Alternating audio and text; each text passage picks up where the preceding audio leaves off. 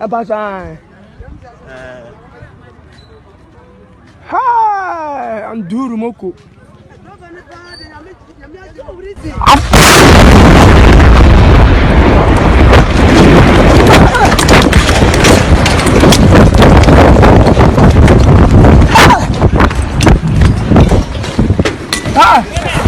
That was a massive explosion in the western regional town of Bogoso, leaving scores of people dead and many more injured after a truck filled with ammonium nitrate crashed with a motorbike.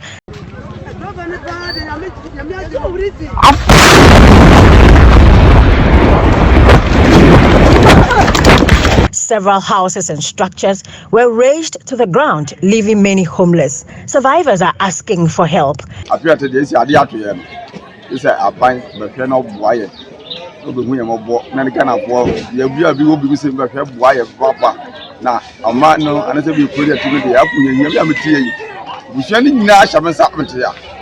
Vice President Dr. Baumia, who visited the scene with other government dignitaries, assured them of government's help.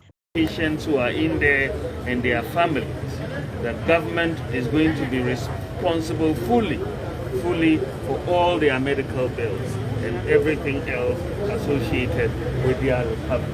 Meanwhile, the Minister of Lands and Natural Resources, Samuel Jinapo, says investigations have commenced into the incident. The regulatory mandate are a bit diverse. There's a bit of it under the police, a bit of it under the Minerals Commission.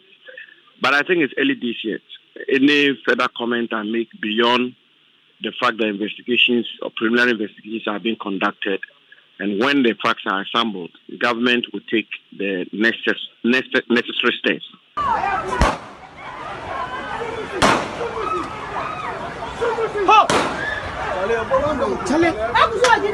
Members of criminal gangs in Nima engaged in bloody machete and gun battle, leaving 3 persons with gunshot and machete wounds. We are pursuing the criminals in and around Nima and its environs to make sure that we get them arrested to enable them to face justice. Days after, shops remain closed as residents say they struggle to recover from the shock of the violence. All of us here ran. Who's the gun and stand, Masa? Oh, yesterday I was in my shop, then I hear a gunshot, but I don't know where the gunshot from. The police are asking for help to arrest the leaders of the gangs. The strike by the Civil and Local Government Staff Association of Ghana, CLOSAD, left many who visited public institutions stranded. They are supposed to even call us to tell us that they are not even coming. You get me? Yeah. But no call, nothing, no message, nothing. So it's like we don't know what we have to. But members of CLOSAD vowed never to go back to work until their conditions of service are addressed. In as much as we do have unconditional confidence in our national leadership, we wish to caution that the overly patient nature of our members should not be taken for granted, and therefore charges the National Executive Council to be resolute and resilient in championing the fight for better conditions of service. The Regional Executive Council further resolves that the strike action, when commenced, shall not be called off until the demands have been met. But members of UTAG, who have also been on strike since the beginning of their new academic year over conditions of service, say they will not go back to work until their concerns are addressed. Where we have gotten to as UTAG, it is impossible for vice chancellors to get us back to work.